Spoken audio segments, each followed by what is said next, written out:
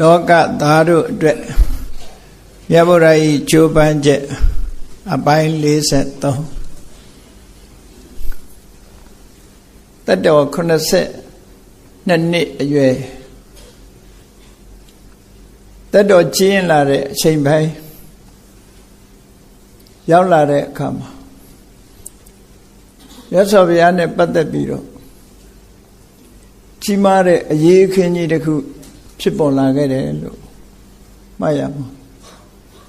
လောကကြီးဟာအစင်တော်ရချုံးမွေ့နေတယ်ရလို့မရှိဘူးအခက်ခဲတွေဆိုတာတစ်ချိန်မဟုတ်တစ်ချိန်လူလောကမှာဖြစ်ပေါ်လာစမြဲပဲဖြစ်တယ်စုတ်ကကာလအခါသမယမှာပွင့်တော်မူရတဲ့မြတ်စွာဘုရားဟာလည်းမကောင်းတဲ့ပုဂ္ဂိုလ်တွေကြားထဲမှာ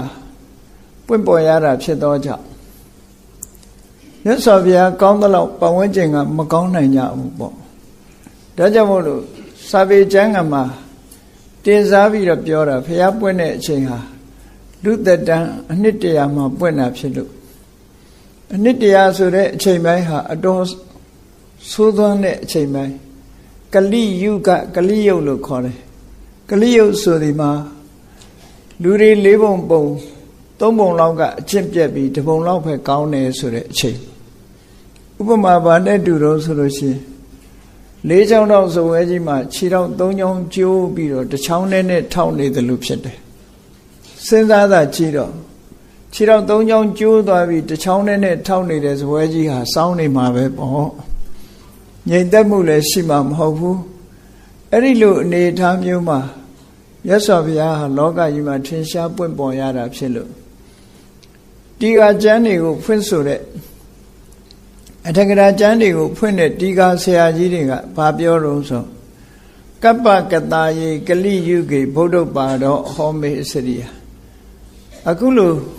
ဆိုးဝါးလာတဲ့အချိန်ပိုင်းမှာမြတ်စွာဘုရားပွင့်တယ်ဆိုတာသိအံ့ဩဖို့ကောင်းတယ်ဘလောက်ထိအံ့ဩဖို့ကောင်းတယ်လဲလို့ဆိုရင်မိဘုံကြီးထဲမှာကြာပန်းကြီးပွင့်နေတယ်လို့ကြားရင်ဘလောက်အံ့ဩကြမလဲနော်မိနဲ့ကြာဆိုတာအဆက်မှမဟုတ်တာဟုတ်ကြာဆိုတာရေထဲမှာပွင့်တဲ့ပန်းမိဘုံကြီးထဲကကြာပန်းကြီးပွင့်နေတယ်ဆိုလို့ရှိရင်လူတွေဟာထူးဆန်းလို့တန်တော်ဖြစ်ကြရမှာဖြစ်တယ်လို့ပဲမိဘုံကြီးနဲ့အလားတရံတူတဲ့ခေတ်ဆိုးခေတ်ကျမ်းခေတ်မိုက်ကြီးအတွင်းထဲမှာမြတ်စွာဘုရားပွင့်တယ်ဆိုတာအဲ့ဒီဥပမာလိုပါပဲလို့ဒီလိုဆိုခဲ့ကြတာနော်အဲ့ဒီခေတ်ထဲမှာမြတ်စွာဘုရားပွင့်တော့မြတ်စွာဘုရားရဲ့ဘဝခရီးဖြတ်သန်းမှုဟာကိုရောမြတ်အနေနဲ့တော့အကျဉ်းနာတရားတွေပညာတရားတွေအသုံးချပြီးတော့သိခံခြင်းခွင့်လွှတ်ခြင်းတရားအများရဲ့အကျိုးစီးပွားကိုရှောင်တဲ့အခါမှာစိတ်ရှည်ခြင်းမေတ္တာကရုဏာကြီးမားစွာထားခြင်းနဲ့တရားရဲ့အကျိုးကိုတတ်နိုင်သမျှအစွမ်းကုန်ကြိုးပမ်းအထောက်တော်မူခဲ့တာဖြစ်တယ်သို့တော့မြတ်စွာဘုရားကိုစန့်ကျင်ဘက်လုပ်တဲ့ပုဂ္ဂိုလ်တွေမရှိဘူးလားဆိုအများကြီးရှိတယ်မြတ်စွာဘုရားအဲ့ဒီစန့်ကျင်ဘက်လုပ်တဲ့ပုဂ္ဂိုလ်တွေရဲ့ဘဝစန့်ကျင်ဘက်လုပ်တဲ့ပြဿနာတွေနဲ့ပတ်သက်လာရင်မြတ်စွာဘုရားသည်တိခဏ်ခြင်းခွင့်လွှတ်ခြင်းနဲ့ပဲကြော်ဖြတ်သွားတာဖြစ်တယ်ပေါ့ခုလိုတက်တော်ကြီးရင်လာတဲ့အချိန်မှာမိမိရဲ့ဆွေမျိုးလဲတော်သေးတယ်တပည့်တာဝကတူလည်းဖြစ်တယ်ဆိုတဲ့တကယ်ကိုဆွေမျိုးကလည်းအရင်ချာကြီးနော်အရင်ချာကြီးအဲ့ဒီလိုဆွေမျိုးအရင်ချာလည်းဖြစ်တယ်လူမျိုးချင်းလည်းတူတယ်လို့ပြောအောင်အဲ့ဒီလိုအရင်ချာတဲ့ကနေပြီးတော့မှစัจ jin မဲ့လုပ်တဲ့မိမိရဲ့တပည့်တာဝကတွေကနေဖြစ်ပေါ်လာခဲ့တာမြတ်စွာဘုရားဘက်ကတော့စိတ်ထားအခြေအနေမပြောင်းဘူးပေါ့သို့တော့ဒီဥပမာဘာနဲ့တူတယ်လဲလို့ဆိုလို့ရှိရင်မြတ်စွာဘုရားကြောင့်ထိခိုက်နစ်နာသွားသည်ဆိုဒီမှာထိုပုဂ္ဂိုလ်ရဲ့လောက်ရကြောင်းသာဖြစ်တယ်အမတမမာကျော်တဲ့ကြောက်တုံးကြီးကိုခေါင်းနဲ့ပြေးဆောင်တာဟာကြောက်တုံးရဲ့မာတဲ့ကြောက်တုံးရဲ့အပြစ်မဟုတ်ဘူးပြေးဆောင်တဲ့လူရဲ့အပြစ်သာလင်းဖြစ်တယ်ပေါ့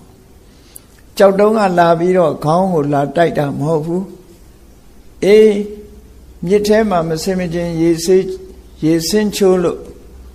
ရေနစ်ပြီးတော့သေဆုံးတယ်ဆိုတာမြစ်ရဲ့အပြစ်မဟုတ်ဘူးမစင်မချင်းလှုပ်တဲ့ပုဂ္ဂိုလ်ရဲ့အပြစ်သာလင်ဖြစ်တယ်ပေါ့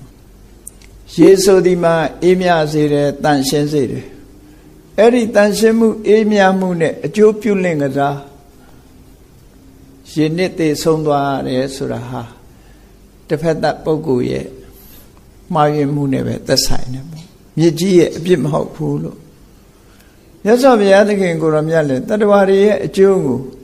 ဘယ်လိုပဲဆောင်ရွက်ဒီထဲမှာဘုရားကိုဆန့်ကျင်တဲ့ပုဂ္ဂိုလ်တွေဆိုတာရှိနေစမြဲပဲမကြည်ညိုတဲ့ပုဂ္ဂိုလ်ဆိုတာလည်းရှိနေစမြဲပဲဒါကြောင့်မို့ရှင်ဒေဝတတ္တလို့ဆိုတဲ့ပုဂ္ဂိုလ်မျိုးဟာသူလည်းပဲအသက်ငယ်မယ်တော့မဟုတ်ဘူးနော်အသက်ငယ်မယ်တော့မဟုတ်ဘူးမြတ်စွာဘုရားကိုအသက်ကြီးပြီယဟန်တန်ဃာတွေတာဝန်ကိုသူလွှဲပါလို့ဆိုတော့ဒီစကားကိုဆောက်လို့ရှိရင်ရွယ်သူတန်းသူဆိုရင်တော့ဒီလိုပြောမှမဟုတ်ဘူးလို့ထင်ရတယ်အဲ့တော့ဒေဝရကမြတ်စွာဘုရားတဲ့ဘလောက်ငယ်တယ်ဆိုတာတော့စာပေထဲမှာခံမှန်းပြောကြားလို့မရနိုင်ဘူးပေါ့ရသောရရဲ့အကိုမဖြစ်တော့ဘူးမောင်ဖြစ်တော့တယ်မောင်ဖြစ်တော့မြတ်စွာဘုရားတဲ့တော့အနည်းငယ်ငယ်လိုက်ပဲပေါ့ငယ်လိုက်ပဲအဲ့တော့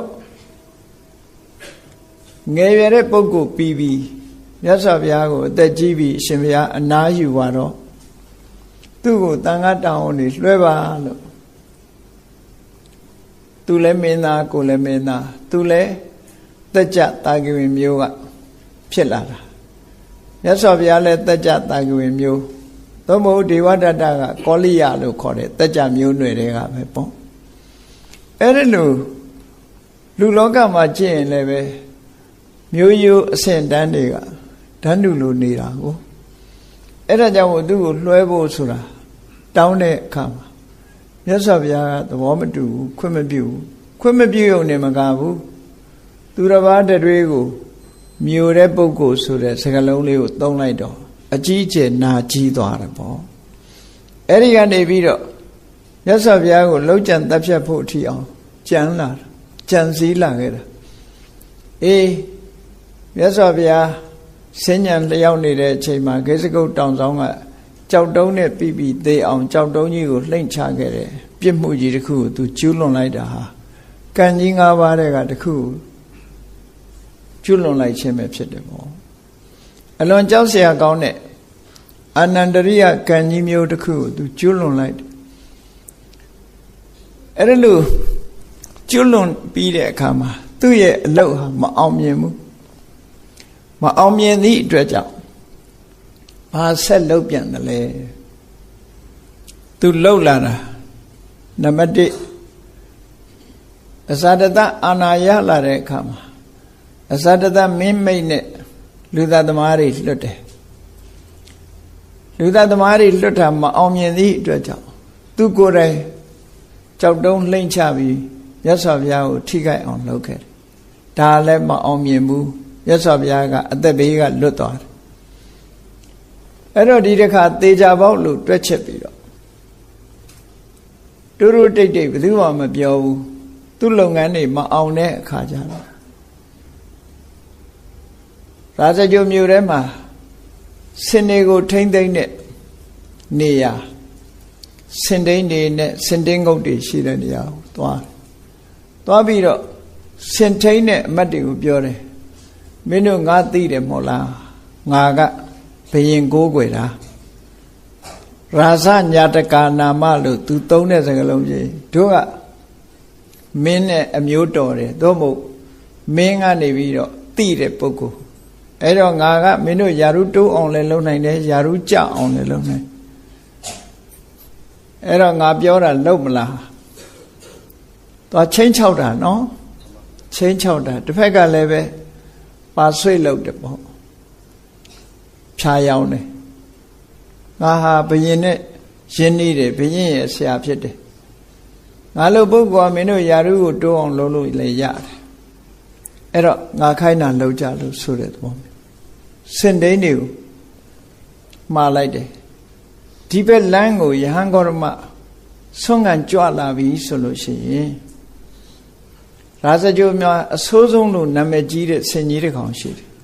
နာလာဂိရိတဲ့စစ်ဆင်ကြီးတစ်ကောင်အဲ့ဒီနာလာဂိရိဆိုတဲ့ဆင်ကြီးကမနုဿခါတကလူတတ်တဲ့ဆင်ကြီးကိုလူတတ်လိုက်ဒီလူတတ်လိုက်နဲ့ဆင်စိုးကြီးတစ်ကောင်စံတော်မနုဿခါတကောတဘာဝကိုကအဲ့ဒီဆင်ကြီးကလူတတ်နေတဲ့ဆင်ကြီးစစ်ပွဲတွေပါဆိုရင်သူတတ်တဲ့လူတွေအများကြီးအဲ့ဒါကြောင့်လို့လူတတ်တဲ့ဆင်ကြီးအဲ့ဒီဆင်ကြီးကိုချွန်းနေနဲ့အုပ်ပြီးတော့တုတ်တွေနဲ့ထိန်းထားရတဲ့ဆင်ကြီးစင်တင်းကုတ်ကနေပြီးဂေါရမယဟန်ဒီဘက်လာတယ်ဆိုလို့ရှိရင်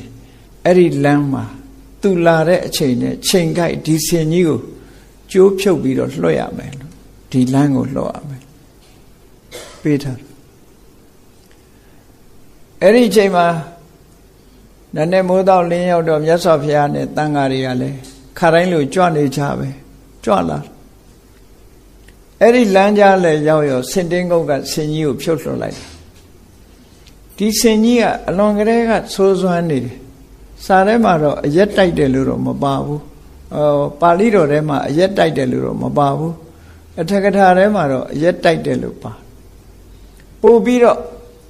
ကြမ်းတမ်းလာအောင်လုပ်မယ်ဆိုတာတော့ထင်ရှားပါတယ်အဲ့ဒါလို့ဆင်ကြီးကိုကျိုးဖြေပြီးတော့လွတ်လိုက်တဲ့အခါကျတော့ဆင်စိုးကြီးဟာမြတ်စွာဘုရားကြွလာတဲ့လမ်းဘက်ကို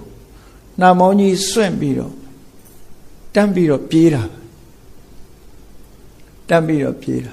ဆင်စိုးကြီးပြေးတဲ့နောက်တော့ထိမ့်မို့ဆိုတာဆင်ဦးစီးတွေဆင်ထိန်နေတော့နောက်ကပြေးလိုက်လာမယ်လို့ထင်ရတယ်ပေါ့အနှုတ်မို့ဆိုရင်သူ့ရဲ့တောင်းကျမ်းမှုကထိန်ကွက်လို့ရမှာမဟုတ်ဘူးလေအဲ့တော့မြတ်စွာဘုရားလမ်းထဲမှာဒီဆင်ကြီးဟာနှာမောင်းကြီးစွန့်ပြီးတော့ဂျိုးကြတန်လို့អော်ပြီးတော့မြတ်စွာဘုရားမှုရှိတဲ့တန်ဃာတွေဘက်ကိုမြင်တော့တခါတည်းထိုးမဲ့တတ်မဲ့ဆိုပြီးတော့ပြေးလာတာမြင်တော့ယဟန်တွေကပြပြတလဲဖြစ်ပြီးမြတ်စွာဘုရားဒီဆင်ကြီးကလူတတ်တဲ့ဆင်ကြီးလာနေပြီတခြားလမ်းကကြွပါဖဲပါရှောင်းပါတိမ့်ပါလို့မြတ်စွာဘုရားကိုဝိုင်းလျှောက်ကြတော့ဘုရားကအသာနေကြလာကြမကြောက်ကြနဲ့လို့ဆိုပြီးတော့အတင်းမဲ့အဲ့ဒီအချိန်မှာရုပ်ရုပ်သေးသေးဖြစ်သွားဆင်ကြီးလွတ်လိုက်တော့လူတွေကလည်းရုပ်ရုပ်သေးသေးဖြစ်ပြီးတော့အိမ်ဒီဘဝနေတက်ပြီးတော့မြတ်စွာဘုရားလာတဲ့လမ်းဆင်ကြီးနဲ့ခလန်းလန်းမှာမြတ်စွာဘုရားကြွလာပြီးဆင်ကြီးကပြေးလာတယ်ဒါကိုကွယ်ရာကနေပြီးတော့တက်ချိကြတယ်လူတွေကတက်ကြည့်တဲ့အခါမှာမြတ်စွာဘုရားကိုမကြည်ညိုတဲ့ပုဂ္ဂိုလ်တွေဟာဆင်ကြီးကတော့တော်တော်ရက်ဆက်တဲ့ဆင်ကြီးလူတတ်တဲ့ဆင်ကြီးဒီကနေ့ယဟန်ဂေါရမအလွန်တပ်ပယ်တဲ့ယဟန်ဂေါရမတော့ဆင်နင်းနာနဲ့သေတော့မှာပဲလို့တချို့လူတွေကပြောကြတယ်ပညာရှိတဲ့ပုဂ္ဂိုလ်တွေကတော့ဒီလောက်ကြီးမစိုးရိမ်ကြဘူးဘလောက်ဆိုး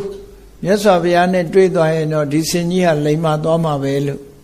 ကြိုတင်ပြီးတော့ပညာရှိတဲ့ပုဂ္ဂိုလ်တွေကမှတ်ချက်ပေးကြတယ်ဆင်စိုးကြီးကပြေးလာနေပြီမြတ်စွာဘုရားနဲ့တန်ဃာတော်တွေကလည်းပဲဣန္ဒြေရနဲ့အဲ့ဒီလမ်းမှာပဲကြွလာတယ်အဲ့ဒီအချိန်မှာမြတ်စွာဘုရားကဆင်ကြီးကိုမြင်လောက်တဲ့မြင်ကွင်းနဲ့ရောက်လာတဲ့အချိန်ကစပြီးတော့ဩဒိဋ္ဌမေတ္တာလို့ဆိုလိုက်တာနာလာဂိရိဆင်ကြီးကိုဥတီပြီးတော့မေတ္တာစွမ်းအားကိုပို့လွတ်တယ်မေတ္တာစွမ်းအားကိုပို့လွတ်တယ်ပို့လွတ်လိုက်တဲ့အခါကျတော့မြတ်စွာဘုရားရဲ့မေတ္တာဓာတ်ကြံတန်းတဲ့ဆင်ကြီးရဲ့နှလုံးသားကိုသွားထိတယ်ပေါ့ဟတ်ထိသွားတယ်ဆိုတာအဲ့ဒါပေါ့နော်နှလုံးသားကိုသွားထိတဲ့အခါဆင်ကြီးကစိတ်ထားပြောင်းသွားတယ်ကြမ်းတမ်းတဲ့စိတ်တွေမြတ်စွာဘုရားလည်းမြင်လိုက်ရောသူကြမ်းတမ်းတဲ့စိတ်တွေဟာအလိုလိုရော့ကျသွားပြီစိတ်သဘောထားတွေပြောင်းသွားပြီးတော့နှာမောင်းကြီးမြောက်ပြီးတော့ချထားရကနေပြီးတော့နှာမောင်းကြီးမြောက်ပြီးတော့လာရကနေပြီးတော့နှာမောင်းကိုအောက်ချလိုက်တယ်အောက်ချလိုက်ပြီးတော့တလှမ်းချင်းမြတ်စွာဘုရားစီအိန္ဒြေရလာမြတ်စွာဘုရားကအနာနာရောက်သည့်ထိအောင် ရပ်ပြီးတော့စောင့်အနားလည်းရောက်ရောမြတ်စွာဘုရားကဆင်ကြီးရဲ့ခေါင်းကိုလက်နဲ့ကိုင်ပြီးတော့ဆင်ကြီးကိုမင်းမဆိုးနဲ့နော်အေးစိတ်စိတ်မြတ်စွာဘုရားကပြောပြနေပုံလေးကိုစာထဲမှာဘယ်လိုမှတ်တမ်းတင်ထားတော့မာကုံစရနာဂမာတရောမြတ်စွာဘုရားကိုနာဂလို့ခေါ်တယ်ဒီနာဂဆိုတဲ့စကားလုံးကဆင်ကိုလည်းနာဂလို့ခေါ်တယ်ခန်းကော်ပင်ကိုလည်းနာဂလို့ခေါ်တယ်မကောင်းမှုကိုမပြုတ်လုပ်တဲ့ယဟန္တာပုဂ္ဂိုလ်တွေကိုလည်းနာဂလို့ခေါ်တယ်ပေါ့ဒီစကားလုံးကအဓိပ္ပာယ်၃မျိုးရတယ်အဲ့ဒီအဓိပ္ပာယ်၃မျိုးရတဲ့စကားလုံးကိုသုံးပြီးတော့မြတ်စွာဘုရားသူကိုယ်သူလည်းနာဂဆိုတဲ့စကားလုံးကိုသုံးပြီးတော့ဆင်ကြီးကိုတော့ကုံစရလို့ခေါ်တယ်ရှုံမြောင်ချက်ကြားတွေမှာပျော်မွေ့တတ်လို့ကုံစရအဲ့တော့မာကုံစရနာဂမာတရောအေးမင်းနာဂလို့ဆိုတဲ့ငါလို့ပုဂ္ဂိုလ်မျိုးကိုညှင်းဆဲဖို့မလုံးနဲ့မညှင်းဆဲနဲ့အေးတက်တက်တာပြောပြတယ်မြတ်စွာဘုရားဆင်ကြီးကိုစကားပြောတာဒုက္ခဤကုံစရနာဂမာတရောငါလို့နာဂမျိုးကိုမင်းညှင်းဆဲမဲ့ဆိုရင်မင်းဒုက္ခရောက်လိမ့်မယ်နာဟိနာဂဟတတကုံစရနာလာဂိရိဆင်ကြီးတဲ့ငါလိုနာဂဆိုတဲ့သူတော်ကောင်းပုဂ္ဂိုလ်ကိုမင်းညှင်းမနှိပ်စက်မဲ့ဆိုရင်သူကတိဟောတိဣတောပရံရတ္တောမင်းဘယ်တော့မှကောင်းရာသူကတိရောက်မှာမဟုတ်ဘူးတဲ့မင်းမလုံနဲ့ခေါင်းလေးကိုပုတ်ပြီးတော့နားချဆင်ကြီးကမျက်စိလေးပုဂ္ဂလနဲ့နော်နားထောင်တယ်မြတ်စွာဘုရားပြောတဲ့စကားကိုနားထောင်မြတ်စွာဘုရားကဆက်ပြောတယ်မာသမဒောမာသပမာဒောမင်းမုံမယိုပါနဲ့ကွာမာသပမာဒောကုသိုလ်ကောင်းမှုလည်းမင်းမမေ့ပါနဲ့တတိထားမှပေါ့နာဟိပမတ္တာသူကတိကိသန္တိ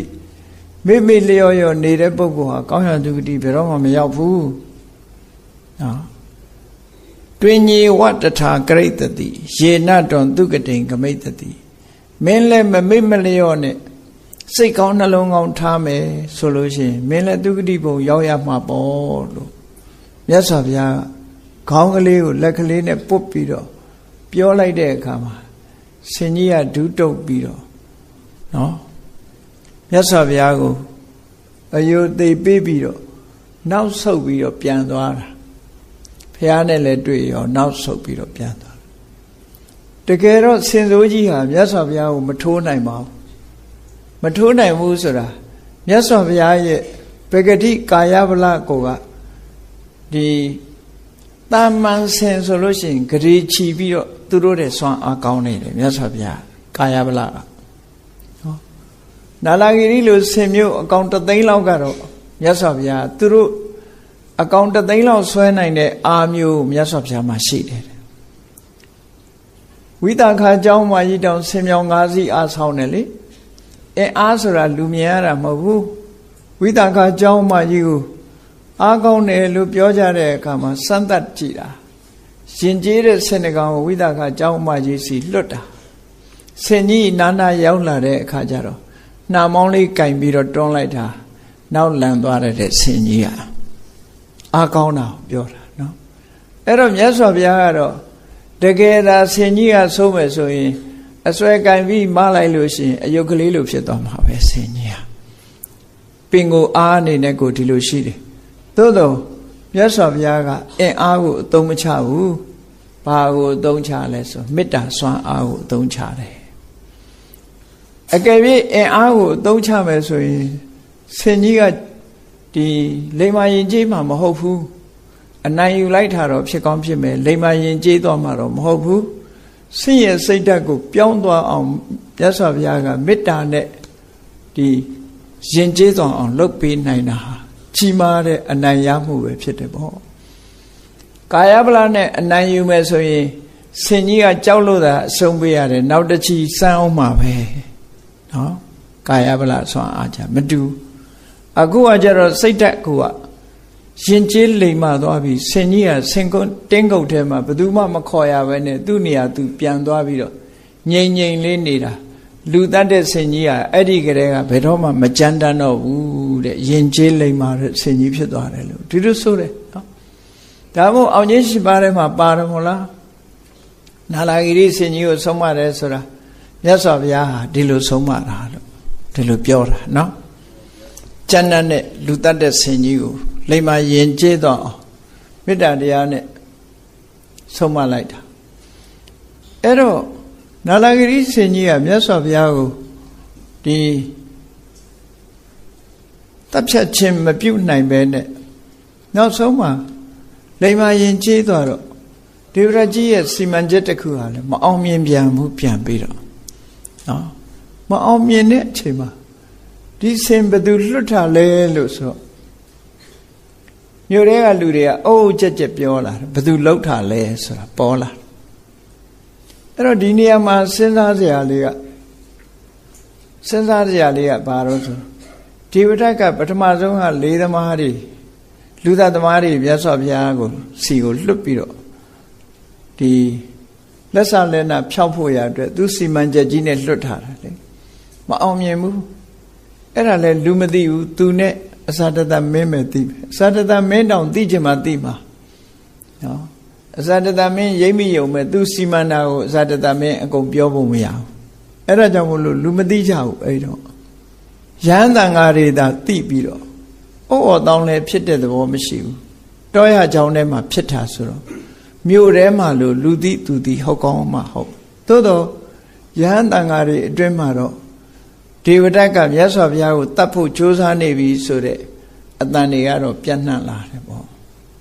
ယဟန်တန်ဃာတွေဆိုတာတောထဲမှာနေသည့်အတွက်ကြောင့်လူတွေကတော့တချို့သိချင်မှသိအောင်ပဲပေါ့အခုခေတ်လိုမီဒီယာတွေကရှိတာမဟုတ်ဘူးလေအဲ့တော့သိပြီသိမှာမဟုတ်ဘူးခုခေတ်ဆိုရင် Facebook ထဲပါသွားလိုက်ပဲခါနော်အဲ့တော့သိပြီတော့မသိကြဘူးပြောရမှာအခုနာလာဂိရိဆင်လွတ်တယ်ဆိုတော့တကယ်မြို့လေကောင်မှာလှုပ်တဲ့အကိစ္စဖြစ်သွားနန်းတော်ကနေမြို့လေကောင်လှုပ်တဲ့ကိစ္စဖြစ်သွားလူသိသွားတယ်အဲ့ဒီမှာဒီကိစ္စဒီပဒတ်လှုပ်နေမှလူသိသွားတယ်ဒီနေရာနဲ့ပတ်သက်ပြီးတော့နိုင်ငံခြားကဒီပုဂ္ဂိုလ်တွေကဝေဖန်ထားတာလေးတစ်ခုငယ်ငယ်တုန်းကဖတ်ဖိုးတယ်ပေါ့ငယ်တော့ဖတ်ဖိုးတယ်ဘယ်စာအုပ်ထဲပါတယ်တော့မမှတ်မိတော့သူတို့အနေနဲ့တွေးတာဘာတော့ဆိုရင်ရှင်ဒေဝရဟာမြတ်စွာဘုရားပေါ်မှာလက်ပြောင်တပ်သားတွေလွတ်ပြီးတော့တတ်ဖို့ကြိုးစားတာရဲ့ကြောက်တုံးကြီးလှိမ့်ချတာရဲ့နာနာဂိရိဆင်ကြီးလွတ်တာရဲ့ဒါတွေလုတ်ပြီးတဲ့နောက်မှာမြတ်စွာဘုရားကိုဒီအချက်၅ချက်လာပြီးတော့တောင်းဆိုတယ်ဆိုတာနောက်လာမှာအဲ့ဒါကိုသူတို့ကဖြစ်နိုင်ခြေမရှိဘူးလို့ဒီလိုယူဆတယ်။ဘာကြောင့်ဖြစ်နိုင်ခြေမရှိတော့ဆိုဒါလောက်ပြစ်မှုတွေကျူးလွန်ပြီးတဲ့နောက်မှာမြတ်စွာဘုရားစီကိုလာတယ်ဆိုတာမဖြစ်နိုင်ဘူးလို့သူတို့အတွေးကအဲ့လိုတွေးတာပေါ့နော်။သို့သော်မြတ်စွာဘုရားသခင်ကိုရောမြတ်ကဘယ်လောက်ကြီးပဲပြစ်မှုကျူးလွန်ထားကျွလွန်တဲ့ပုဂ္ဂိုလ်ကမလာရဲတာပဲဖြစ်ကောင်းဖြစ်မယ်မြတ်စွာဘုရားကတော့တိခတ်ခြင်းခွင့်လွတ်ခြင်းအပြောင်းလဲမှာမဟုတ်ဘူးပေါ့နော်ဒါနိုင်ငံခြားလေ့လာတဲ့ပုဂ္ဂိုလ်တွေဝေဖန်ချက်တစ်ခုရှိတယ်ဆိုတာလေးကိုပြောပြစာထဲမှာတော့နံပါတ်1အဇာတတမင်းနဲ့တိုင်ပင်ပြီးတော့အဇာတတမင်းကထီနန်းကိုမင်းအာနာကိုရအောင်ယူတယ်ပြီးတဲ့အခါဇာတတအကူနဲ့ဖျားတတ်ဖို့ကြိုးစားတယ်ဒုသသမားတွေလွတ်တယ်ကြောက်တုံးမောင်းဆင်ပြီးတော့ချတယ်နာလာဂိရိဆင်ကြီးကိုလွတ်တယ်အဲ့ဒီနာလာဂိရိဆင်နဲ့လွတ်တဲ့ကိစ္စကြတော့တိုင်းသူပြည်သားတွေကအော်တောင်းလည်းဖြစ်သွားတယ်ဒါဘု து လက်ချက်လဲဘု து လက်ချက်လဲနဲ့ရေးလိုက်ကြတော့ဒေဝဒတ်လက်ချက်မှအလုံးသိသွားကြသိသွားတဲ့အခါမှာဒီသမိုင်းကြောင်းကအစထီအောင်ပေါ်လာတယ်ဘုရင်ကြီးကသူ့သားကိုရုတ်တရက်ကြီးနန်းအပ်လိုက်တာလည်းပဲသူ့လက်ချက်ပဲဟောပေါ်လာတယ်အဲ့ဒီအစားနောက်ဆုံးမှာဘုရင်ကြီးကဗေဝိသာရမင်းကြီးဟာထောင်သွင်း အကျဉ်းချပြီးတော့သားတော်ရဲ့လှုပ်ချံတပ်ဖြတ်မှုနဲ့ပဲဒီနတ်ရဆန်သွားရတာဟုတ်ထောင်ထဲအထက်ခံလိုက်ရဩအဇဒတမင်းအခုလို့ဖခင်ဘုရင်ကြီးကိုနမ်းချပြီးတော့လှုပ်ချံတပ်ဖြတ်မှုဟာလဲဒေဝရရဲ့ပယောကမကင်းမှုဆိုတာသိလာကြတယ်နောက်ပြီးတော့လေးသမားတွေလွတ်တယ်ဆိုတဲ့သတင်းကလည်းတီတိုလူတွေကသိလာကြတယ်အဲ့ဒီကြတော့မှခဲစကုတ်တောင်ကကြောင်မောင်းဆင်ပြီးတော့လိမ့်ချလို့မြတ်စွာဘုရားခြေတော်ထိသွားတယ်ဆိုတာလေသိလာကြအခုတခါနာလာဂီရိဆင်နဲ့တေချောင်းကြံမြန်ပြီဆိုတော့တစ်မြို့လုံးဟာသိသွားလိုက်တဲ့အခါကျတော့လူတွေကဆူညံဖြစ်လာပြီတို့တိုင်းပြည်အုပ်ချုပ်တဲ့မင်းကြီးကဒေဝရစကားနားထောင်ပြီးတော့မဟုတ်တာတွေလုပ်နေပြီနော်မဟုတ်တာတွေလုပ်နေပြီရာဇဝမှုမကင်းတဲ့အလုပ်တွေကိုလုပ်တယ်လို့ဆိုပြီးတော့ဆူညံနဲ့လူသားတွေကပို့ပြီးတော့ကျဲလာတဲ့အခါကျတော့ဘုရင်ကြီးကလူတို့တွေကမကြိုက်မှန်းသိတဲ့အခါကျတော့ဒေဝရရဲ့လုပ်ရက်တွေကိုလူတွေအများကသိလာတော့ဒေဝရကိုဆုံးမလောင်းကြတော့ဘူးဘယ်တကာကမှလည်းသူ့ကိုမြင်လို့ရှိရင်ကြောက်ရွံ့နေကြတယ်လူသားသမားဆိုပြီးတော့ကြောက်ရွံ့လာကြတယ်သူစီမဲ့သွားတဲ့လာတဲ့လူတွေမရှိတော့ဘုရင်ကြီးကလည်းခါတိုင်းနတ်နဲ့တစ်ချိန်ညနေတစ်ချိန်ယထာ900နဲ့သွားရောက်ပြီးတော့စိကတ်လေးရှိတာကိုလည်းမသွားရတော့ဘူးသူလည်းဘုရင်ကြီးကလည်းရှောင်လိုက်တယ်အဲ့တော့ဒေဝရဘယ်လိုဖြစ်သွားလဲလို့ဆိုတိုင်းသူပြည်သားတွေကလည်းသူဆုံးမလောင်ဘူးဘုရင်ကြီးကလည်းသူ့စီမလာတော့ဘူးဟောဒီအခြေအနေမျိုးဖြစ်သွားတယ်အဲ့ဒီအခြေအနေမျိုးဖြစ်တဲ့အခါကျတော့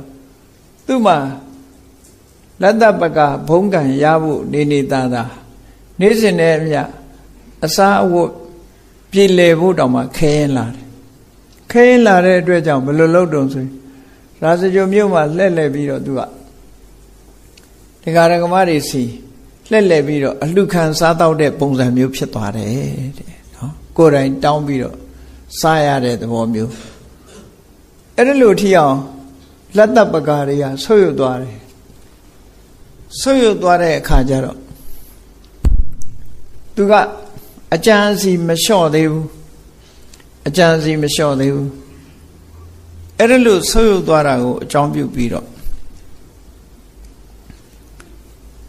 ဒီသူ့စိတ်ကူးကဘာလုပ်လဲဆိုရင် psychology နဲ့ပတ်သက်ပြီးတော့လေသူကကျွမ်းကျင်တယ်လူတွေဘာကြိုက်တယ်လဲလူတွေဘာလုပ်ရင်အထင်ကြီးမလဲဆိုတာကိုသူကသိထားတော့သူနဲ့အပေါင်းပါတွေကိုသူကစီယုံတယ်သူနဲ့အပေါင်းပါစရင်ဖော်ပြထားတာ၄ပါးရှိတယ်အဲ့ဒီ၄ပါးကနံပါတ်1ကကောကာလိကာလို့ခေါ်တယ်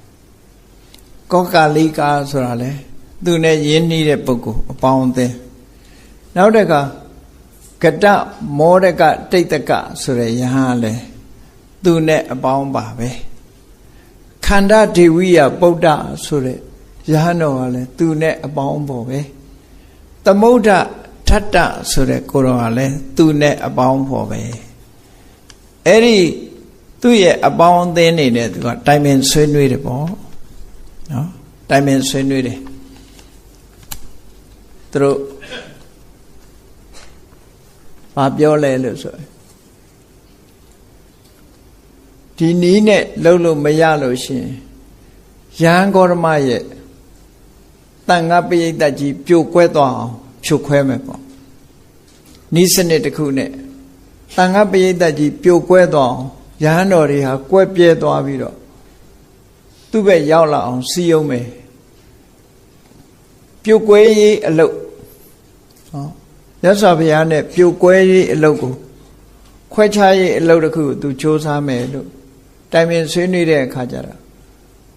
သူ့ရဲ့မိတ်ဆွေယဟန်တွေကပြောတယ်ယဟန်ဂေါရမကဘုန်းကြီးတယ်အင်မတန်မှတကူကြီးတယ်လွယ်လွယ်နဲ့ရမှာမဟုတ်ဘူးဆိုတော့မဟုတ်ဘူးသူ့မှာနီလန်းရှိတယ်ပေါ့နီလန်းရှိတယ်ငါအချက်၅ချက်ကိုယဟန်ဂေါရမစီတော့တောင်းဆိုမယ် တောင်းဆိုလို့ရှိရင် तू ဘယ်တော့မှခွင့်မပြုဘူးဆိုတာငါသိတယ်အဲ့တော့ तू ခွင့်မပြုနိုင်တဲ့အချက်၅ချက်ကိုငါတောင်းမယ်ဘယ်နည်းနဲ့ဖြစ်ဖြစ်ဒီ၅ချက် तू ခွင့်မပြုဘူးဆိုလေငါကြိုက်လေပဲဒါတွေနဲ့လူတွေအထင်ကြီးအောင်ငါတို့လှုပ်ရှားလို့ရမယ်ဟော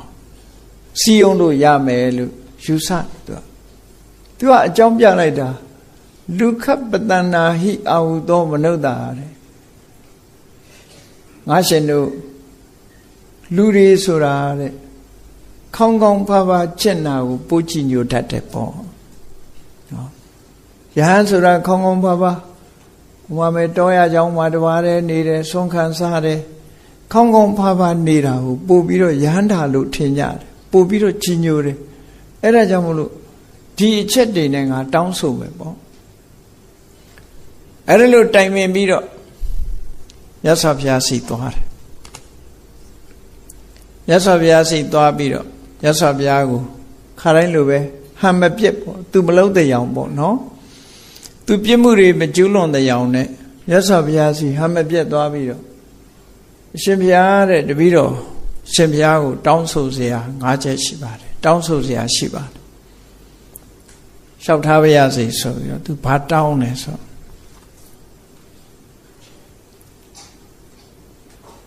မြတ်စွာဘုရားအနေနဲ့အမိန့်ချမှတ်ပေးပါတဲ့တန်ဃာတွေကိုငါသာသနာဝင်ရောက်လာပြီးတော့ယဟန်ဖြစ်ပြီဆိုလို့ရှိရင်တဲ့ယာဝဇီဝံအာရဏိကအတုတောเจ้าမှာပဲနေရမယ်တသက်လုံးတောเจ้าမှာပဲနေရမယ်ရွာเจ้าမြို့เจ้าမှာမလာရဘူးရွာเจ้าမြို့เจ้าနေမလာရဘူးတောရเจ้าမှာပဲအမြဲတမ်းနေရမယ်အကယ်၍ရွာเจ้าမြို့เจ้าမှာနေမယ်ဆိုလို့ရှိရင်အပြစ်အဘာတင်းရောက်ပါစေနော်ဒီဟာအပြစ်ရှိတဲ့ယဟန်လို့သတ်မှတ်မယ်ဒါတစ်ချက်နောက်တစ်ခုကယဟန်မှန်လို့ရှိရင်အသက်တဆုံးဆုံးခံပြီးမှသာဆုံးစားရမယ်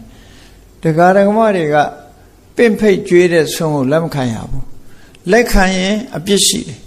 အပြစ်အဘာတင်းရောက်တယ်လို့ဥပဒေသတ်မှတ်ပါဒါဒုတိယအချက်တတိယအချက်ကတော့ယဟန်မှန်လို့ရှိရင်အသက်ထက်ဆုံးပန်းတကူသင်္ကန်းပဲဝတ်ရမယ်တရားဓမ္မတွေလှူတဲ့သင်္ကန်းကိုလက်မခံရဘူးလက်ခံရင်အပြစ်တင်ရောက်ရမယ်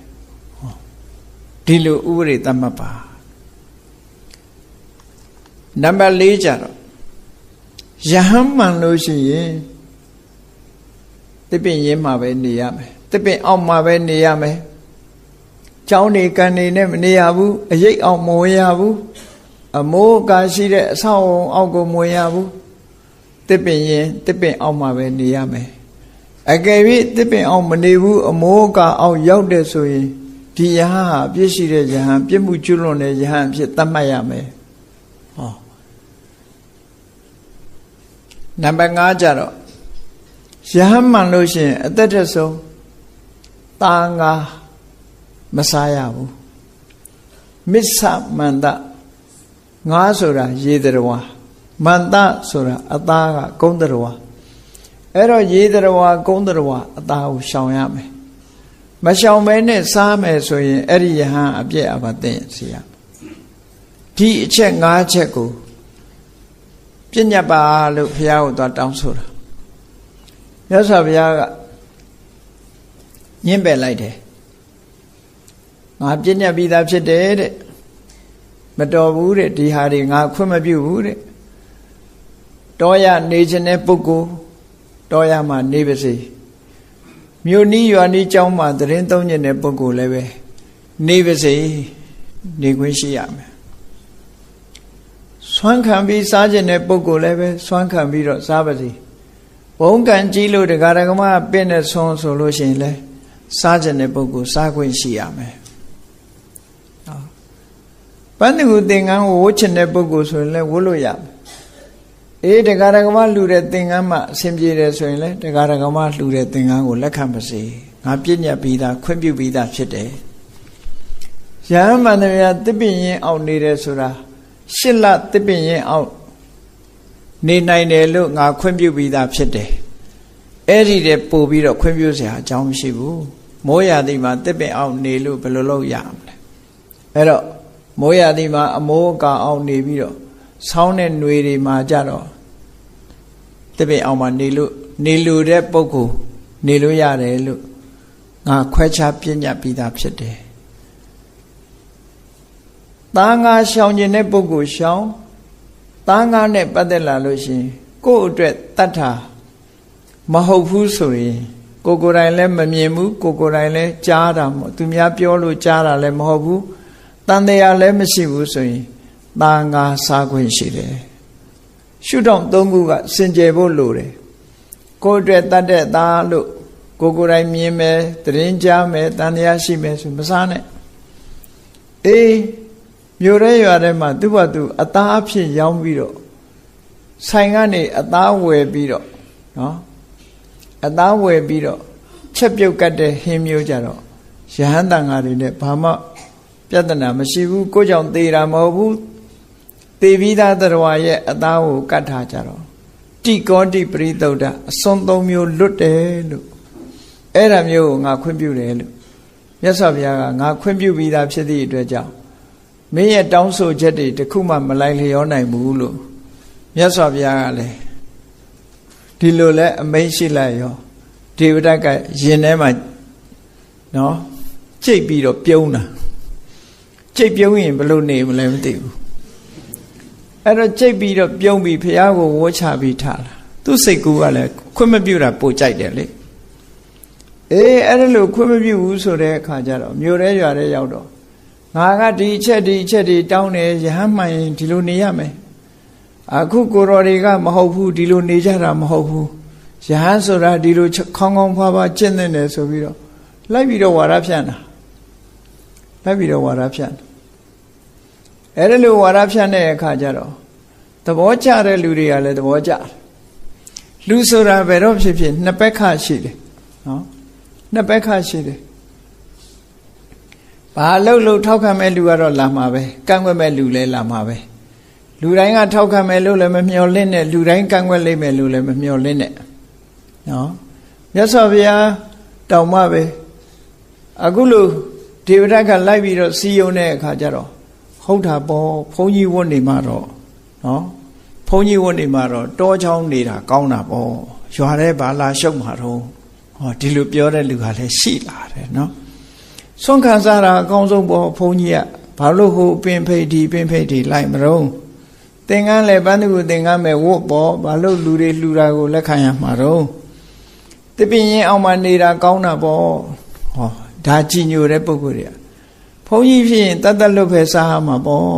သူများတတ္တဝါတွေရဲ့အသာစားတာမကောင်းဘူးလို့ဆိုဒေဝရတ်ကိုထောက်ခံတဲ့ပုဂ္ဂိုလ်တွေကလည်းအများကြီးဖြစ်လာနော်ထောက်ခံလာကြတယ်အေးတချို့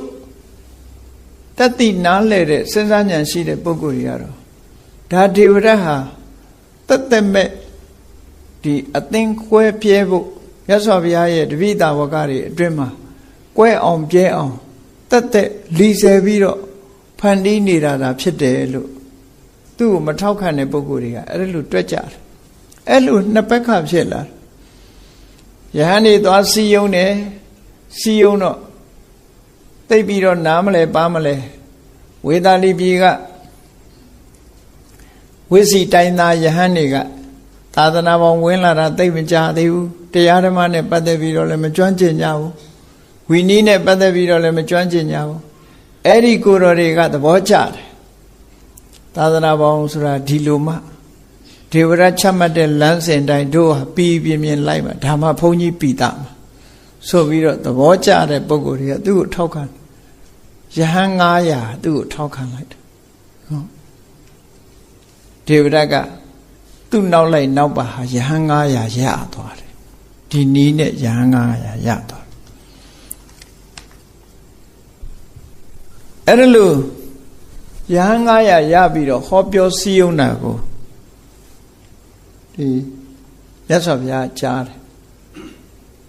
မြတ်စွာဘုရားကြားတယ်မြတ်စွာဘုရားကအေးမလုပ်သင့်ဘူးငါဟောထားတဲ့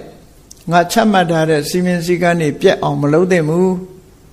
မလုပ်ဖို့မြတ်စွာဘုရားကခေါ်ပြီးတော့တတိပေးတယ်မရဘူး မြို့ထဲမှာဆုံးခံသွားရင်ရှင်အနန္ဒာနဲ့တွေ့တော့သူကစကားပါလိုက်တယ်ငါရှင်အနန္ဒာဒီဥပုပ်နေ့မှာ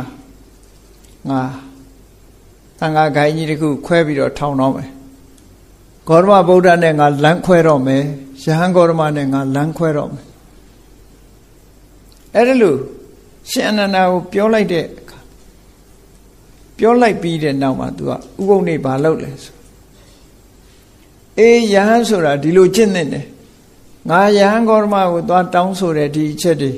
သူကလက်မခံဘူးအဲ့တော့ယဟန်ဆိုတာအခုလိုကျင့်တာပိုကောင်းတယ်ကိုတော်တို့သဘောတူလို့ရှိရင်သူ့ကိုထောက်ခံကြမဲထဲကြပေါ့သူ့ကိုရှေးတုန်းကတလာကလို့ခေါ်တယ်သူ့ကိုထောက်ခံတဲ့ပုဂ္ဂိုလ်နဲ့မထောက်ခံတဲ့ပုဂ္ဂိုလ်ထောက်ခံပြီဆိုလို့ရှိရင်အဲ့တော့စရေးတံရေးထားတဲ့အမှတ်သားမဲတံလေးတွေကိုယူရမယ်အဲ့ဒါလို့ကြီးညာလိုက်တဲ့အခါကျတော့ယဟန်900ကသူ့စကားကိုထောက်ခံလိုက်ကြတယ်ထောက်ခံလိုက်တာနဲ့ပဲတိမ်ထဲမှာဥပုပ်ပြုတဲ့အချိန်မှာမြတ်စွာဘုရားရဲ့ဉာဏ်နဲ့တပည့်တွေနဲ့အပေါင်းအသင်းမလုပ်တော့ဘဲနဲ့တန်ခါခိုင်းကြီးတစ်ခုကိုထခွဲလိုက်တယ်ပေါ့နော်ဥပုပ်ပြိုင်သူပြုလိုက်တယ်အုပ်စု2ခုဖြစ်သွားတယ်အဲ့ဒါတန်ခါဗေဒကကံဆိုတာအဲ့ဒါကျွလွန်လိုက်တာပဲအဲ့ဒီနေ့တန်ခါဗေဒကကံဆိုတဲ့ဒီကံကြီးထိုက်တာဟာယဟန်မှာထိုက်တယ်ကိုရင်တောင်မထိုက်နိုင်ဘူးလူတွေလည်းတန်ခါဗေဒကကံဆိုတာမထိုက်ဘူးသို့တော်တန်ခါဗေဒကတန်ခါတွေကွဲပြားအောင်စေရနာဇိုးနဲ့လုပ်ရင်တော့နီးနီးအပြစ်ကြီးတဲ့ကံမျိုးဖြစ်တယ်ပေါ့တကယ်တန်ခါဗေဒကကံဆိုတာတိမ်ထဲမှာနှစ်ဘက်ကနှစ်ဖွဲ့လှုပ်ပြီးတော့ဒီဝိနည်းကံဆောင်းပြီးဆိုလို့ရှိရင်တော့ဒါတန်ခါဗေဒကကံထိုက်တယ်လို့ခေါ်တယ်နော်တန်ခါဗေဒကကံထိုက်တယ်အဲ့တော့ဒီဝိဒ္ဓဟာမြတ်စွာဘုရားရဲ့ဒီခြေမတော်ကိုသွေးခြေဥစေတဲ့လောဟိတပါဒကကံကိုလည်းသူကျွလွန်လိုက်တယ်အခုတန်ခါဗေဒကကံဆိုတာကိုလည်းထပ်မံကျွလွန်လိုက်တယ်ဆိုတော့ကံကြီး5ပါးထဲမှာသူ2ခုကျွလွန်လိုက်တဲ့သဘောပဲအဲ့ဒါလို့ကျွလွန်တာမြတ်စွာဘုရားကနေပြီးတော့တတိပေးတယ်ခေါ်ပြီးတော့ဂရုကောတန်ခါပေတော်တန်ခါကွဲပြောင်းအောင်လုပ်တာမင်းအပြစ်သိကြီးတယ်ညီညွတ်တဲ့တန်ခါကိုခွဲပြဲမယ်ခွဲအောင်လုပ်တယ်ဆိုတဲ့အကုသိုလ်အလွန်ကြီးလေးတဲ့အကုသိုလ်ကဘာချီပြီးတော့ငရဲမှာခံရနိုင်တယ်မလုပ်ဖို့တားတယ်မရဘူးဒေဝဒကလှုပ်လိုက်တယ်အဲ့ဒါလို့လှုပ်ပြီးတဲ့နောက်မှာမြတ်စွာဘုရားနဲ့သူထပ်ပြီးတော့မတွေ့တော့အဲ့ဒီယဟန်တွေကိုခေါ်ပြီးတော့ဘယ်ထိအောင်သွားတော့ဆိုရာဇဂိုမြို့မှာလှုပ်ပြီးတော့ခရာတိတလို့ဆိုတဲ့အရာအရင်တော့ဥရဝေလကတ္တဗတို့အရိဋ္ဌပရိယာယသုတ်ဟောတဲ့နေရာပေါ့အဲ့ဒီခရာတိတဘက်ကိုသူခွဲထွက်သွားတယ်ပေါ့ဒေဝဒဟာအဲ့လိုလှုပ်သွားစာပေကျမ်းဂန်ထဲမှာတော့ဒီအချက်5ချက်တောင်းဆိုပြီးတဲ့နောက်မှာတဲ့ဖះနဲ့မတွေ့ဘူးလို့ဒီလိုတမန်ဆိုထားတယ်အဲ့တော့တကယ်ပြောရမှာတော့တန်ခါသင်းခွဲပြီးတဲ့နောက်မှာမတွေ့ဘူးလို့ဆိုရင်ပုံမှန်တယ်ပေါ့သမဗုဒ္ဓထက္ကရာမှာအချက်5ချက်တောင်းပြီးတော့မတွေ့တော့ဘူးဆိုတာမဟုတ်ဘူးတွေ့သေးတယ်တောင်းပြီးတဲ့နောက်မှာမြတ်စွာဘုရားခေါ်ပြောသေးတယ်တခါတော့သို့တော့တန်ခါသင်းခွဲပြီးနောက်မှာတော့မြတ်စွာဘုရားနဲ့မတွေ့တော့ဘူးအဲ့ဒီနောက်မှာတော့မတွေ့တော့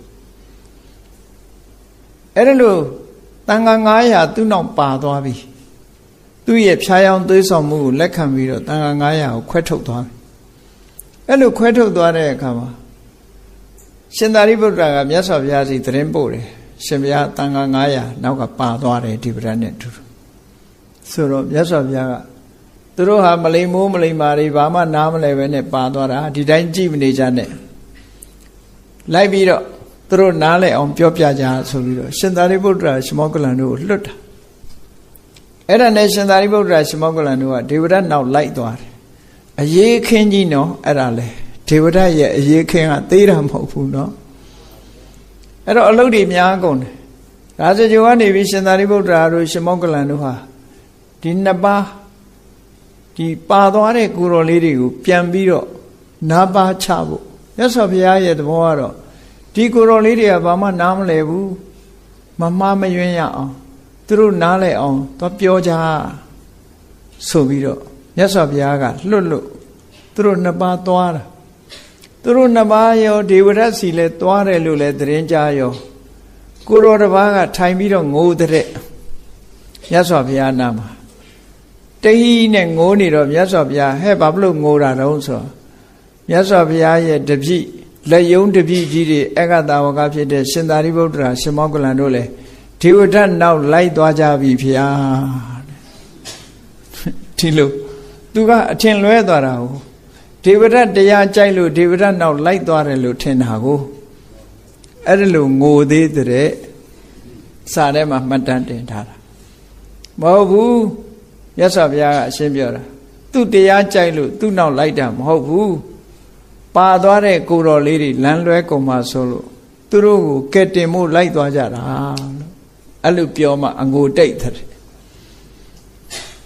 အဲ့ဒါနဲ့ရှင်သာရိပုတ္တရာတို့ရှင်မောဂလန်တို့ဟိုရောက်တယ်ရောက်တဲ့အချိန်မှာဒေဝရတ်ကသူပိဋကတ်အလဲကောင်မှာသူတရားဟောနေဖျားလို့လှုပ်ပြီးတော့သူတရားဟောရှင်သာရိပုတ္တရာတို့လည်းရောက်လာရောသူကဘာပြောတော့အေးကြည့်ကြတဲ့ဂေါတမဗုဒ္ဓရဲ့ဂေါတမယဟန်ရဲ့တကယ်ထိတ်တန်းတပည့်ကြီးနှစ်ပါးလဲငါတရားကြိုက်လို့လိုက်လာချပြီငါလှုပ်တာဘလောက်မှန်တယ်လဲဆိုတော့မင်းတို့စဉ်းစားကြည့်ဆိုတော့သူ့နဲ့အပေါင်းမှာဖြစ်တဲ့ကောကာလိကထကန့်ွက်တယ်မဟုတ်ဘူးကိုရောသွားအထင်မကြီးနဲ့တဲ့ဒီသာရိပုတ္တရာတို့မောဂလန်တို့ဆိုတာလူညစ်တွေလူညစ်တွေကလိန်ကကြစ်လှုပ်တတ်တယ်တော့ကြလို့ရှိရင်ဟိုသူတို့ရောက်လာတာကိုလက်မခံနိုင်နဲ့ဒုက္ခပေးလိုက်မယ်လို့ဟိုကပြောတာမဟုတ်ပါဘူးတဲ့ငါတရားကြိုက်လို့လိုက်လာတာလာပါစေပေါ့သူကရှင်သာရိပုတ္တရာသူနားလဲရောက်ရောသူကနေရာသူနဲ့တူတူထိုင်ခိုင်းတယ်နေရာထက်ဝက်ပေးပြီးတော့ထိုင်ခိုင်းတော့ရှင်သာရိပုတ္တရာကမထိုင်ဘူးတင့်တော်တဲ့နေရာတနေရာမှာထိုင်တယ်ရှင်မောဂလန်ကလည်းတင့်တော်တဲ့နေရာမှာထိုင်တယ်ယဟန်တွေကိုပြောတယ်တရားဟောတယ်ရှင်သာရိပုတ္တရာရှင်မောဂလန်တို့ပါတယ်ပရိသတ်ထဲမှာတရားတွေဟောပြီးတဲ့အခါကျတော့မြတ်စွာဘုရားလှုပ်တယ်လို့ပဲကဲမအိတ်ချင်ကြသေးဘူးတန်ဃာတွေကငါတော့ကြောအောင်နေပြီခဏနားခြင်းနဲ့အိတ်ဆက်ခြင်းနဲ့သာရိပုတ္တရာတို့မောဂလန်တို့ဆက်ဟောလိုက်ကြသူကနေပြီးတော့အဲ့ဒါလိုလှုပ်ပြီးတော့သင်္ကန်းကြီးကို၄ခေါက်ခောက်ပြီးတော့ဒီခရိုင်းအိတ်တဲ့အိတ်ရပေါ်မှာသွားပြီးတော့အိတ်လိုက်တာမကြခင်မဲ့အိတ်ပြုံသွားတယ်အဲ့ဒီအချိန်မှာရှင်သာရိပုတ္တရာကဘာလုပ်လဲဆိုရင်ယဟန်ရဲ့စိတ်ကိုသိတဲ့အာဒေသနာပါဠိဟာရိယဆုံးမသွန်သင်မှုပြုတဲ့အနုတာသနိပါဠိဟာရိယဆိုတဲ့အစွမ်းတတိနှမျိုးကိုအသုံးချပြီးတော့ယဟန်တွေကိုတရားဟောတယ်ရှင်မောဂလန်ကအိဋ္ဌိပါဠိဟာရိယဆိုတဲ့တကူအမျိုးမျိုးပြပြီးတော့အနုတာသနိပါဠိဟာရိယလို့ဆိုတဲ့ဆုံးမစကားတွေကိုပြောကြတယ်ဒီနှစ်ပါးရှင်သာရိပုတ္တရာကသူတို့ရဲ့စိတ်နေစိတ်ထားတွေကိုကြည့်ပြီးတော့ဆုံးမစကားပြောကြတယ်ရှင်မောဂလန်ကတကူပြပြီးဆုံးမစကားကိုပြောကြတဲ့အခါအဲ့ဒီနားမလဲတဲ့ကိုယ်တော်တွေဟာနားလဲပြီးတော့အကျွတ်တရားရသွားကြတယ်ကျွတ်တရားလည်းရရောဟိုကအိတ်ကောင်းလုံးမှရှိသေးတယ်အဲ့တော့ဒေဝရရဲ့လှုပ်ချက်တွေကမှားနေတယ်ဆိုတာကိုပြပြီးတော့ရှင်သာရိပုတ္တရာရှင်မောဂလန်တို့ကဲတို့မြတ်စွာဘုရားစီပြန်ကြမယ်အမှန်ကန်သိကြရပြီဆိုတော့တရားစစ်တရားမှန်ကိုကိုတော်တို့သိကြပြီတို့နဲ့တူတူပြန်ကြမယ်လို့ဆိုပြီးတော့ကောင်းငင်ယံကနေတက်ပြီးတော့ယဟန်900ခြံရံပြီးတော့မြတ်စွာဘုရားစီပြန်သွားကြဒေဝရကတခေါခေါနဲ့အိတ်နေတော့မှရှိသေးတယ်အချင်းအဲ့ဒီအချိန်မှာကောကာလိကထလာပြီးတော့ဒေဝရကိုသွားနှိုးတယ်သာရိပုတ္တရာမောဂလန်တို့ကိုမယုံမာနဲ့လို့ပြောရတဲ့နဲ့ဟိုမှာခေါ်သွားပြီးတပါးမှမချမ်းတော့ဘူးခေါ်သွားကုန်ပြီဆိုပြီးတော့ရင်ဘတ်ကိုဒူးနဲ့ဆောင်းနေတဲ့အထက်ကရာထဲမှာပါတာပါဠိတော်မှာတော့ဘာလုပ်တယ်လို့မပါပါဘူးအဲ့ဒီလိုခေါ်သွားပြီလို့ဆိုတော့ဘယ်သူပဲကြံတော့တော့ဆိုတော့သူနဲ့ကောကာလိကနဲ့သူ့အပေါင်းဖာ၄ပါးပဲကြံတော့တယ်အားလုံးဟာသူ့အရန်ကြီးက6ကပ်ပြီးတော့သွားတယ်သူတို့ဘယ်သူမှမပါတော့မရှိတော့ အဲ့ဒီချိန်မှာစိတ်ဓာတ်တွေကျသွားလူဆိုတာကိုလုပ်တဲ့လုပ်ငန်းတစ်ခုမအောင်မြင်ဘူးဆိုလို့ရှိရင်စိတ်နှလုံးဟာပူပန်တယ်လေအဲ့လိုပူပန်လာတဲ့စိတ်နှလုံးကြောင့်မို့လို့နှလုံးသွေးတွေကနေပြီးတော့နှလုံးတွေတအားပူးလာတဲ့အခါမှာသွေးအန်တယ်ပေါ့ဒါမျိုးဖြစ်တတ်တယ်အဲ့တော့ဒေဝဒတ်ဟာအဲ့ဒီနေရာမှာသွေးအန်သွားတယ်စိတ်ဆင်းရဲမှုကြောင့်သွေးအန်သွားသူလုပ်တဲ့လုပ်ငန်းတွေကဒါအစွမ်းကုန်သူလုံးလိုက်တာမအောင်တော့ဘူးမအောင်တော့အဆက်လဲရမယ်အဲ့ဒီမှာသွေးအန်ဝမ်းနဲ့ကြေကွဲပြီးသွေးအန်သွားတော့အဲ့ဒီကနေစပြီးတော့မကြမ်းမမာဖြစ်တာ6လတဲ့ခရာတိတမှာ6လတိတိမကြမ်းမမာဖြစ်နေမြတ်စွာဘုရားလည်းအဲ့ဒီယဟန်ကြီးရောက်လာတာနဲ့နောက်ပိုင်းကျတော့တာဝတိပြည်စေတုံအကြောင်းဘက်ကိုကြွသွားတယ်ရာဇဂိုကဒေဝရကြီးကလည်းမကြမ်းမမာနဲ့6လတိုင်တိုင်လူမမာဖြစ်နေတော့နောက်ဆုံးချိန်မှာအားရအမတန်နဲလာပြီဆိုတော့သူ့စိတ်တွေကတွေးလာတယ်။အော်ငါဟာဂေါရမဗုဒ္ဓကိုဆန့်ကျင်မဲ့လုပ်ခဲ့တာအရင်တော့ကသူဆန့်ကျင်တာမဟုတ်ဘူးလေမြတ်စွာဘုရားနဲ့နှစ်ပေါင်းများစွာအတူနေပြီးတော့မှသူဆန့်ကျင်တာမြတ်စွာဘုရားတက်တော်82နှစ်ကျော်မှ2နှစ်လောက်မှသူဆန့်ကျင်မဲ့လုပ်တာကိုအစပိုင်းတော့ကသူဆန့်ကျင်တာမဟုတ်ဘူးအဲ့ဒီမှာတတိတံဝေကတွေရလာပြီးတော့ငါကသာဆန့်ကျင်နေတာငါပေါ်မှာတော့မေတ္တာမပြတ်ရှာဘူးပေါ့ငါဘာလုပ်လို့ငါ့ကိုမလုံးနဲ့လို့ပဲတားတယ်ပေါ့မဟုတ်တာတွေမလုံးနဲ့လို့ပဲပြောတယ်အဲ့တော့နောက်ဆုံးအချိန်ငါလည်းကျမ်းမာရေးမကောင်းတော့ဘူးဂေါရမဗုဒ္ဓကိုငါနောက်ဆုံးအချိန်တွေ့ချင်တယ်သူတပည့်တွေသူ့နားမှာရှိတဲ့ပုဂ္ဂိုလ်တွေအဖော်တွေကိုတိုင်ပင်တဲ့အခါကျတော့ကိုတော်ခုမှတော့လုံမနေနဲ့တလျှောက်လုံးရံဖြစ်နေပြီးတော့မှခုမှတော့သွားမတွေ့ချင်နဲ့လို့ပြောတယ်မဟုတ်ပါဘူးဖရာသူ့ပေါ်မှာအလုံးခွင့်လွတ်ပြီးသားပါသူတွေ့ချင်ပါတယ်ပြောပါများတဲ့အခါကျတော့မြတ်စွာဘုရားကရာဇဂိုမှာမရှိတော့ဘူးတာဝတိရောက်နေတယ်အဲ့တော့ထန်းစင်နဲ့သူ့ကိုတည်သွားတယ်တာဝတိမြို့ရောက်တဲ့အခါကျတော့ဇေရဝံကျောင်းအနိနာကဇေရဝံရေကန်ကြီးနားလည်းရောက်ရောထမ်းလာတဲ့ကိုတော်တွေကမောပန်းတော့ခိတ္တခဏအဲ့ဒီထမ်းစင်ကိုအောက်ချရေမိုးချိုးမယ်ဇေရဝံရေကန်ကြီးနားမှာရေချိုးကြမယ်မျက်နှာတစ်ကြမယ်လို့ခဏချတဲ့အချိန်မှာသူကလည်းပဲအဲ့ဒီရေကန်ကြီးနားမှာထန်းစင်ပေါ်ကနေပြီးတော့ခြေထောက်ကလေးနှစ်ဖက်တွဲလောင်းချတာမြေကြီးပေါ်အဲ့ဒီကနေစပြီးမြေမျိုးတဲ့ဇာလန်းကဝင်လာတာနော်ခြေထောက်နှစ်ဖက်ကမြေထဲရောက်သွားပြီးတော့မြေကြီးကကွဲအက်လာပြီးတော့တဖြည်းဖြည်းမြေကြီးထဲမှာခြေထောက်တွေကဝင်သွားတယ်နောက်ဆုံးဟာဒေဝဒတ်ဟာအဲ့ဒီရေကန်ပေးမှာပဲဒီမြေမျိုးချင်းကိုခံလိုက်ရတယ်အဲ့ဒီမြေမျိုးပြီးဆိုတဲ့အချိန်ကျမှသူဘာလုပ်လဲလို့ဆိုနောင်တတွေရလာတယ်မြတ်စွာဘုရားကိုနောင်တတွေရလာပြီးတော့ဘုရားကိုနောက်ဆုံးအနေနဲ့သူရှ िख ိုးသွားတာဣမေဟိအဋ္ဌိဟိဓမ္မကပုဂ္ဂလာဒေဝတိဒေဝံနရဓမ္မသာရထိ